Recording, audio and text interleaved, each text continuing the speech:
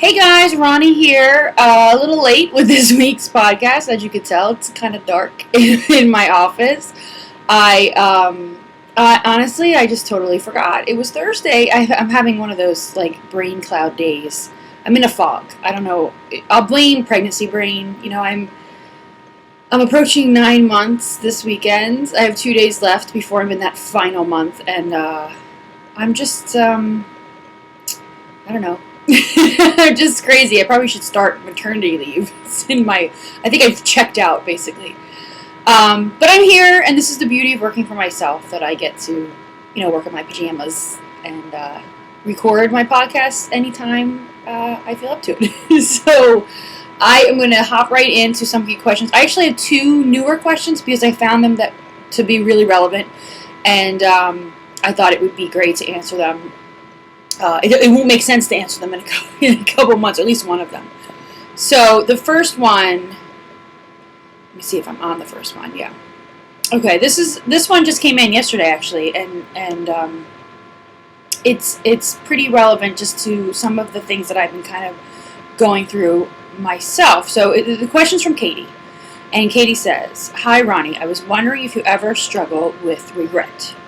This morning I was looking at old pictures of myself on Facebook when I was 30 pounds heavier, and instead of celebrating how I look now, how I now look and feel, I got really hard on myself. Look at my huge face. Why didn't I do something sooner? Do you ever deal with feelings like this? How can I just get over it and celebrate the life I now have?" Alright, so Katie, I do struggle with this, but I struggle with it in the opposite sense, and I don't know if people will relate. I mean, I'm sure everyone probably relates to one or the other. So I tend to look back at pictures, and I talked about this a little bit last week, I think, and kind of long for the way I used to look, or, like, it's kind of funny to say, but, like, I would, it throughout high school and my teens and even early 20s, actually, no, not my early 20s, but definitely my teens, when I thought I was fat and I just had really bad body image. And then when I made it to my 20s and I was in college and I would see pictures of myself in high school, I would think, oh my gosh, what was wrong with me? I looked great. I was just like a normal average teenager. And then later in my 20s, I gained more and more weight, so I kept looking back at earlier pictures of myself going, I can't believe I didn't look as bad as I thought I did. I didn't look as bad as I thought I did. And then it kind of grow. And now, I'm on the other end of it, being pregnant and gaining weight, I'm looking at older. I'm getting older and I'm pregnant. So I have like age and, weight and just body and hair, but I think everyone looks back at pictures of themselves and they either look back with a longing of wanting to be that same age or that in that same body or from that same time, or they look back in disgust, like I can't believe I let myself go that far. I can't believe, and I think all of us do that. I think that's really normal. And I don't know if there's a way besides not looking at the pictures. I mean, if they bug you that much, just don't look at them. But I mean, you need to embrace the now, and I think this is true in all aspects. I think this is part of the problem that I know I struggled with for a while. Like, I would always look forward. Like, when I lose the weight, I'm going to be happy all the time, and life will be perfect, and it'll be great. Or people look back, and they go, oh, I can't believe, or when I was thinner, life was better, and I did things, and you know what I mean? So, we're constantly, just as humans, fighting this,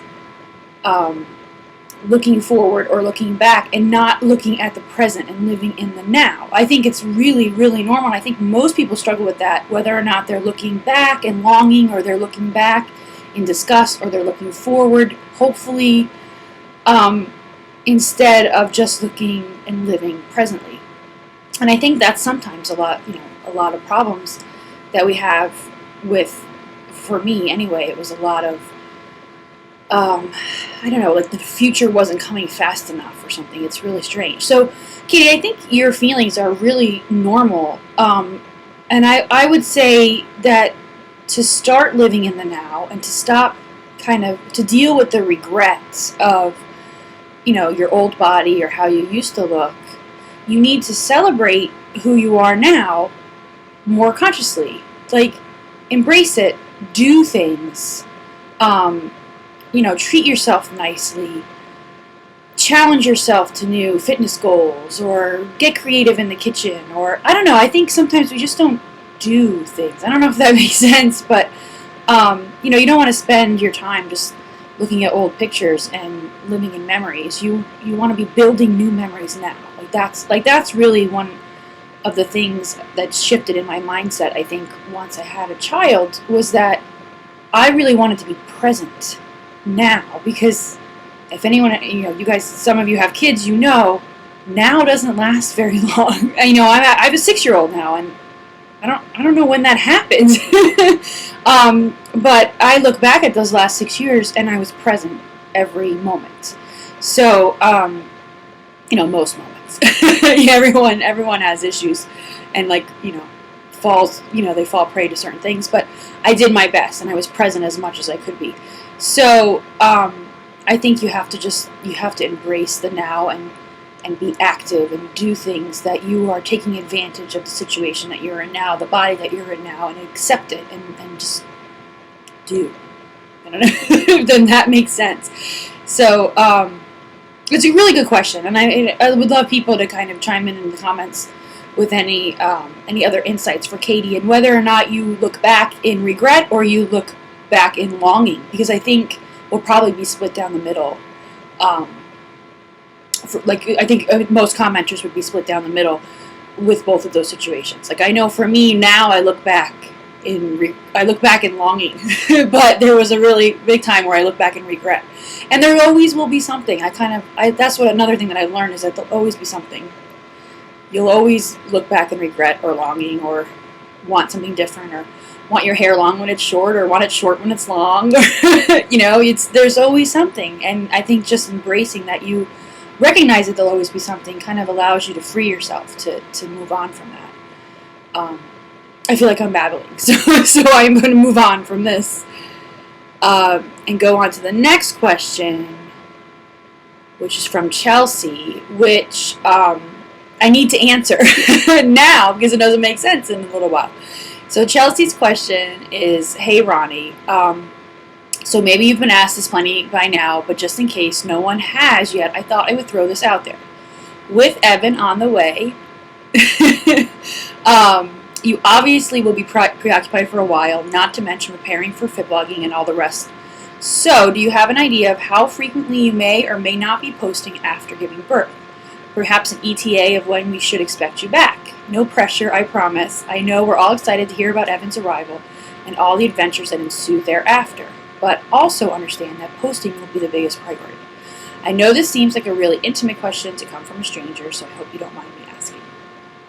I don't mind at all, and I don't think it's really intimate. I actually think it's a very acceptable question, being that I've committed to the blog, and this is my job now. So you're just curious, what I've set up a level of expectation on the blog, and I talk about this a lot with other bloggers.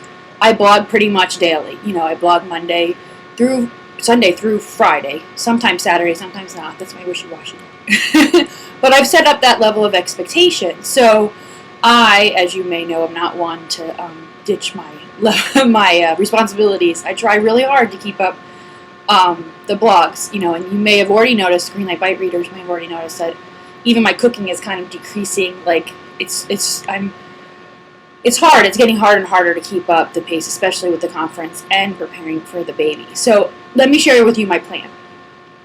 I've sent out a request for some of my favorite bloggers to submit guest posts. So while my plan is this, whether or not I'm able to actually make this happen will be another story. But my plan is, when I go into labor or I was induced with my first, so anyone who has kids knows you can't plan this kind of stuff. So whatever the situation may be, I'm hoping to have a few guest posts in the queue, waiting, so that way there's some content fresh on the site for people, and hopefully you'll learn maybe some new bloggers that you never heard of, or just get some really good insight from people besides myself. So I'm hoping to have a handful of posts from guests on Roni's Way for a few days while I'm taking my little mini maternity leave. Greenlight Bites, my plan is to actually write, I'm going to start this week actually, kind of a retrospective post, and I got this idea and I'm actually really excited for it. As you guys know, I cook a lot with my son, and I take a lot of photos, and I have a lot of videos of him. And not that I'm going to repost a lot of videos, but I'm thinking about doing a little kind of picture expose of Ryan and our experiences in the kitchen, and then linking back to some old recipes that maybe you guys forgot about, or they're in the archives and they kind of they just get forgotten. They're just back there. Lots of content that just gets buried. So I'll probably post that up as kind of my maternity leave post, and Greenlight Bites will go inactive for at least a few weeks. And then Roni's Way, I plan on, like I said, doing the guest posts, and then once the guest posts run their course, I will of course post. I don't know. I would of course post kind of a little bit about the pregnancy, or the delivery experience and how I feel, and a little bit about my weight post baby and that kind of thing. So I don't see it taking very, very long, but as I also don't want to commit to anything, because as you know, you never know what's going to happen. That being said, I'm really excited, and this is kind of a premature announcement, but I may be blogging yet at another place after the baby, and actually kind of blogging baby's whole first year, which I don't want baby to take over Roni's Way, which, as you guys pregnancy already is taking over. It's kind of hard not to. I really want Roni's Way to go back to its roots, which is, about me and my weight loss and my weight maintenance and keeping it. And of course, my family is a big part of that. I'm not going to stop doing Sunday posts. Those are one of my favorite posts to do every week. But at the same time, I want an outlet to be able to blog about Evan and have, kind of a daily thing. So I hope to be able to, in the next few weeks, make an announcement of where that will be, and I'm very excited for that. So that would free up all my blogging energy that I kind of want to spend on new baby, so that way Roni's Way can really start to focus on my weight loss post baby. And my plan is to continue my Monday video updates, which I've been using right now for pregnancy updates, and to do those as weigh-in updates and kind of a progress report on my weight loss. So with kind of daily posts about what I'm eating and just the changes of now trying to lose weight post-baby. So again, I don't know kind of how they'll go, because I don't yet know what kind of schedule I'll be on or anything like that, but I don't plan to be away for too long. I really look at Roni's Way as my job, and it's important for me to upkeep it. And even though it's my job, it's also journaling my life, and I'm not going to just step away from it for like a month and then have this whole big gaping hole. So I will be active. Sorry, we have bubble wrap, and Ryan's in the hallway stopping on bubble wrap. So I will be active, and there will be something going on. And it's getting darker and darker in here. There will be something going on Roni's Way, I promise. And I'll have more and more information about that. But that's kind of my plan. Okay, so next question, as before I disappear in the night. The next question is from Melanie. And Melanie says, Roni, how do you do it? You stay organized between the husband, the little guy, one on the way, the workouts, the websites, and all the other awesome advice and recipes you provide us. I have an awesome guy in my life, not yet married, work full-time, have no children. How do you keep everything straight and organized? You are a wonderful multitasker. I seem to get on to one thing and devote way too much time to that. Any suggestions to add more balance to my weight loss journey? Thanks, Melanie from Northeastern PA, my old stomping ground. Melanie, I answered this question, or a similar question, and I had to check to make sure this wasn't the same question, because I've done that already where I've answered the same question twice. But I do have an old post called How Do I Stay Organized, which I think is very laughable, because I feel, to me, nothing is further than the truth, and I am not very organized as I sit here in my pajamas, disappearing in the night because I forgot to record my podcast. So this seems really I don't know, like a serendipitous question because it's nothing can be further from the truth. I'm not very organized. And I think my lesson is really more, not my lesson, but my approach is very simple, and I talk about this all the time. I do what I can when I can, and I accept that it's good enough. And it took me a long time to get there, and I think forgetting about perfection and we talked a lot about perfection on the blog before, and this kind of perfection gene, which I think always stopped me in my diet attempts, because if I wasn't perfect in my diet, I thought there was no reason to continue. And so I really, once I discovered and had this like epiphany of, oh, I'm never going to be perfect, it freed me up, and I realized like how much I can accomplish by just doing what I can when I can. And that really can get applied to everything from your diet to exercise, to your life, to your organization, to your work, so I do the best I can in everything that I do.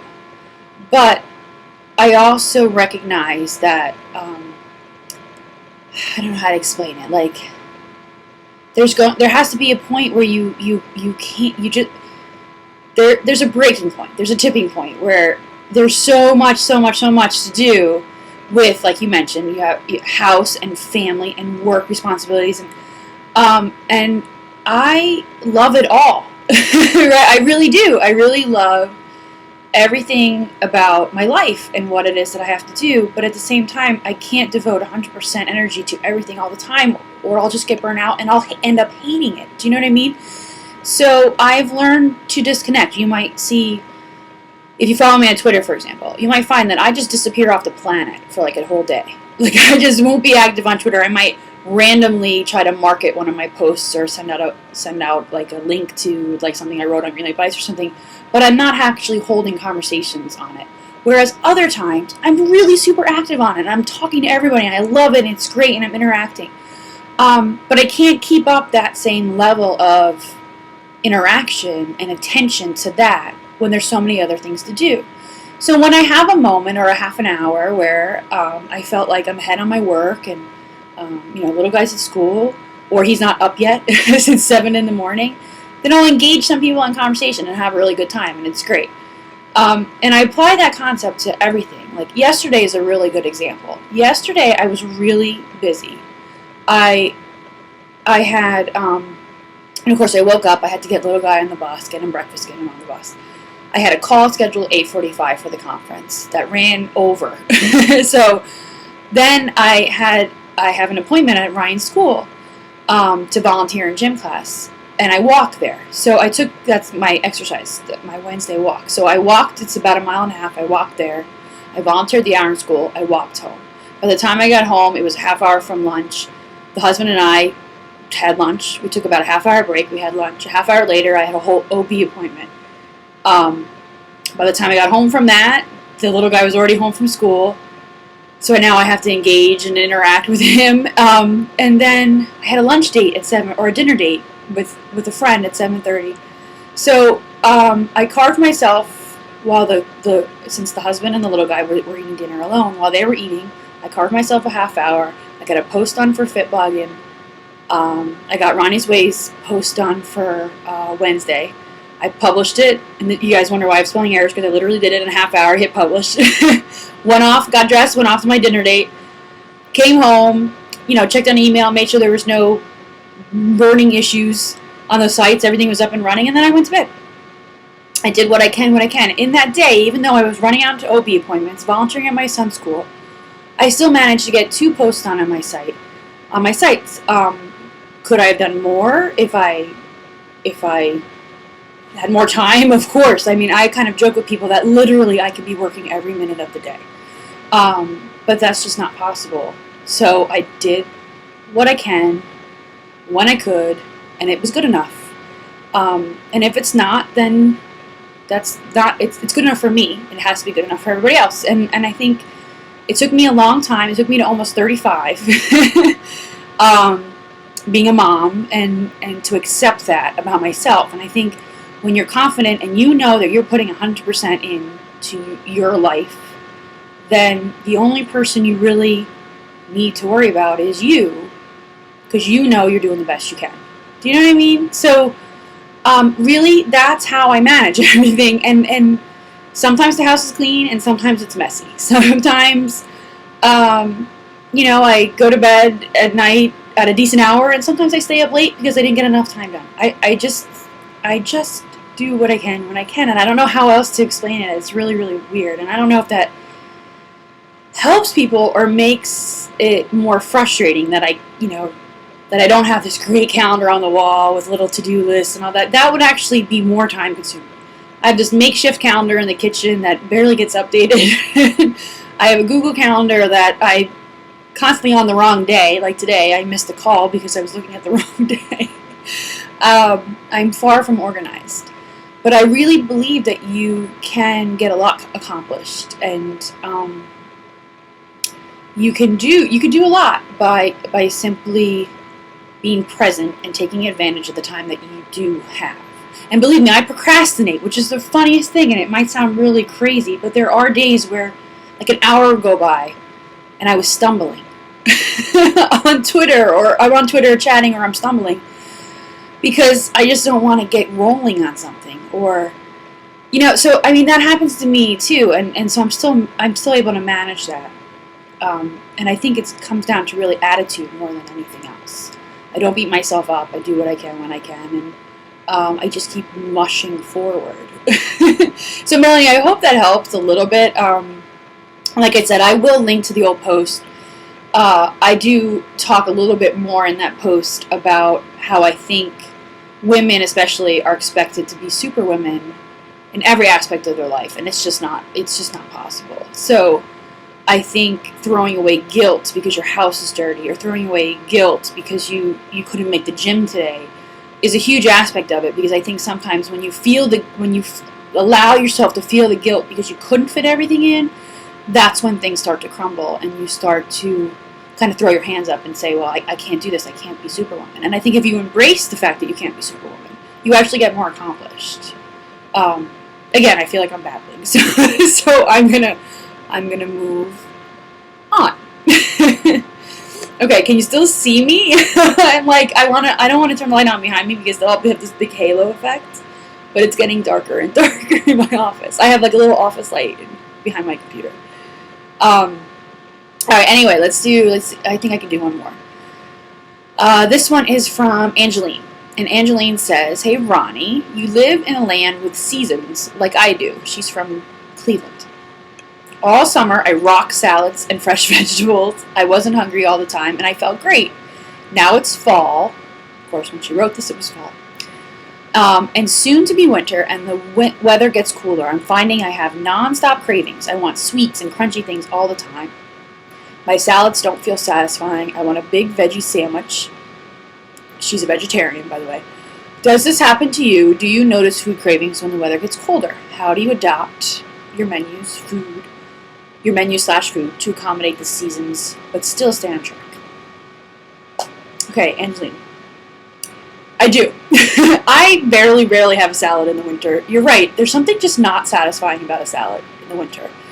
And I don't, like, for example, I make big batches of spaghetti sauce. I have a recipe for kind of my own homemade sauce, which I'll link to under the video.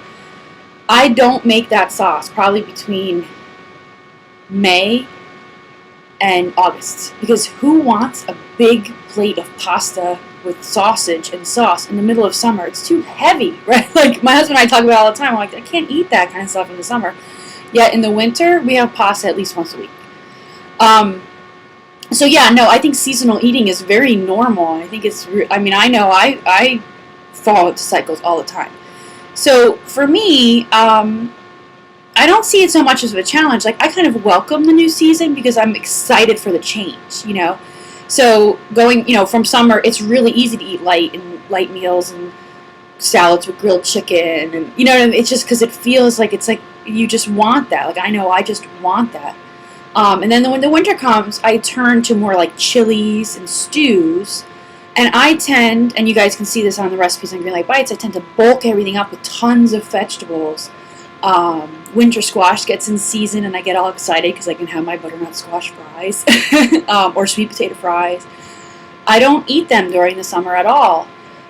So I think it's really a matter of finding your own cycle and going with the change in taste. And and this is my philosophy with everything that comes to with diet, right? Don't fight the craving. Learn how to make it work for you. So, if you're craving big veggie sandwiches, in the winter, then go with that. Like maybe instead of like big bulky baguettes of bread, try like a lower carb, high protein wrap, but still grill up some nice vegetables and add some cheese and make it like a nice gooey, grilled veggie wrap or something like that. Like go with the craving, but just maybe tweak it a little bit so it doesn't have as many unnecessary calories, or it's bulked up with tons of vegetables, which I'm assuming you don't have a problem with because you're vegetarian. But for me, learning to eat more vegetables was definitely a process that I kind of went through. So I basically adapt my menus by what's in season. I try to stick with what's in season, although I buy things out of season all the time. I'm going to be honest. When they're on sale, like for some reason strawberries right now are on sale in the grocery store, and it's March. By the way, I had to think about what month it was for a second. It's March, and strawberries have been on sale, and I don't know why, and they've actually been pretty good. I probably shouldn't because I'm kind of supporting the whole, I don't know, fruits are being shipped probably from Florida, and they don't necessarily need to be, but they were tasty. But then again, there are sometimes, like if it was November, December, I wouldn't even want a strawberry. It doesn't make sense. Like I'd be craving clementines or some other thing. So I think really being in tune to what's in season. And usually what I do is I go by what's on sale in the grocery store because that's where it just makes sense. Like a lot of things, I don't know all the seasons to all the vegetables, but a lot of things make sense. Like I want citrus in the winter for some reason. And I'm pretty sure that's when the season comes in. Like right now, I'm still on my grapefruit obsession. Squashes don't come in until late summer, early fall, and you go through your pumpkin stage and your sweet potato stage, and so I really just kind of try to embrace what's there and try to build meals around what's in season. And I find that if you follow even loosely, like me, a seasonal schedule, things kind of I need a tissue. Wait, hold on one second. Okay, I have tissues down under my desk.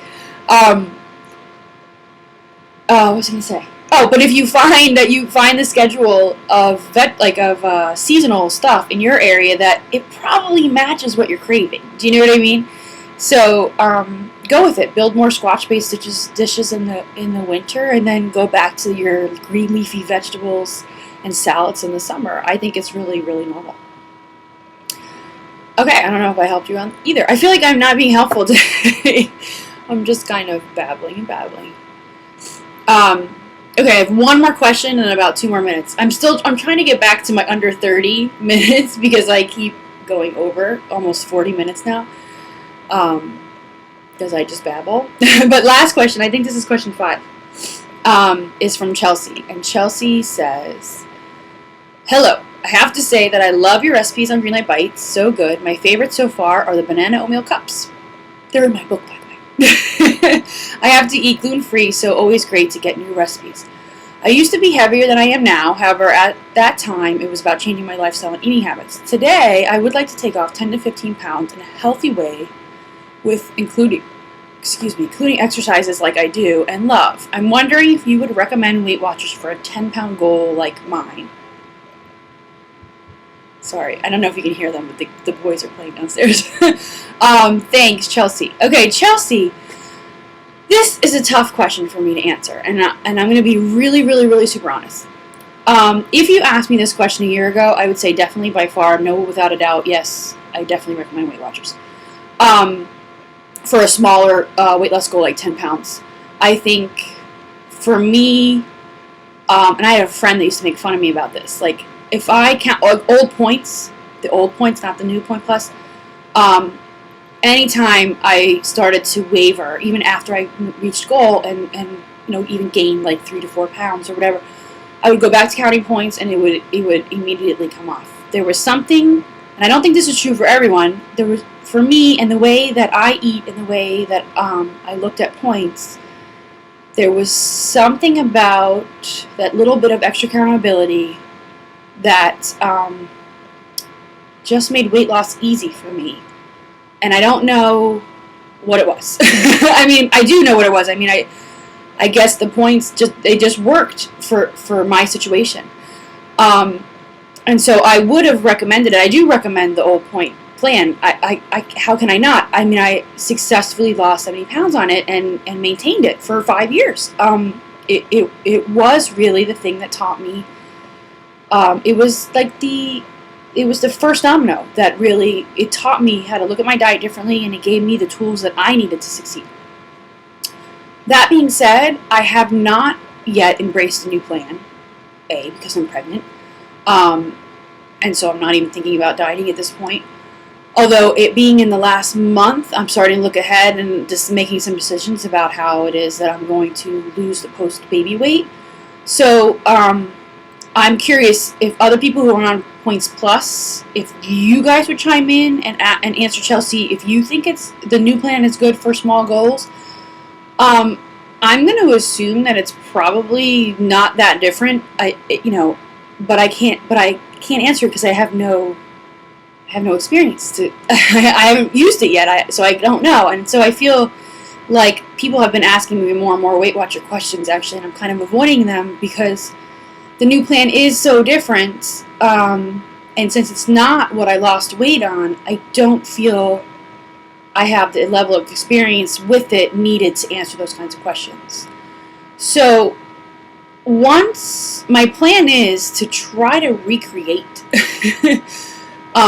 what I did after I had Ryan, if this is possible, and go to Weight Watchers, with the baby when he's an infant, and recommit to Weight Watchers and my weigh-in once a week and the whole 9 yards.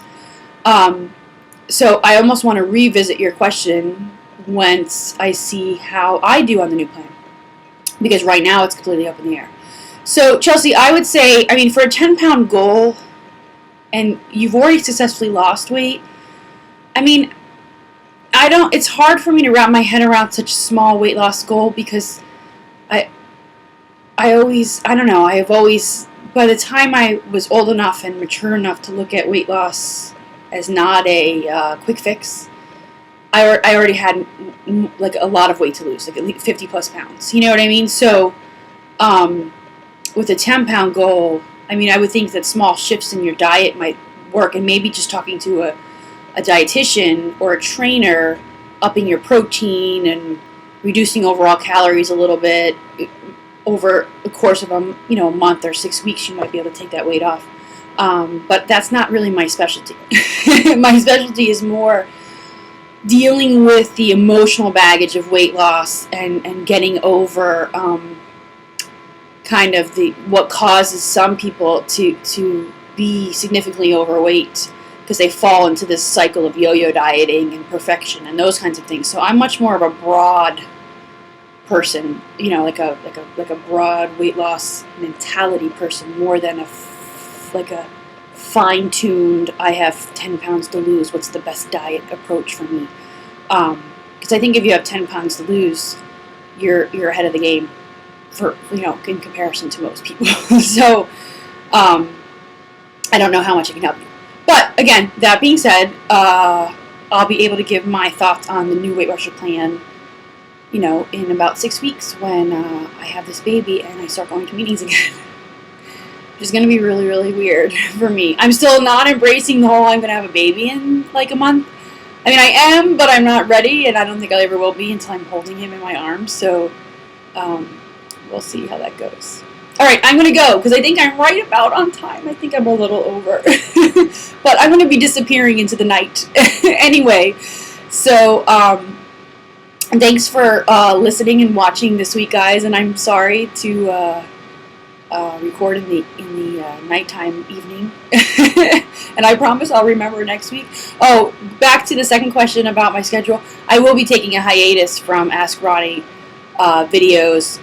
I'll probably, if I don't go into early labor, I'll probably record 2 more and then take probably about a month off But during that time, I might repost some really old ones that don't even have podcast versions, just for kind of a laugh, and you guys can see what I used to look like in 2008 with long hair and 50 pounds thinner with no baby.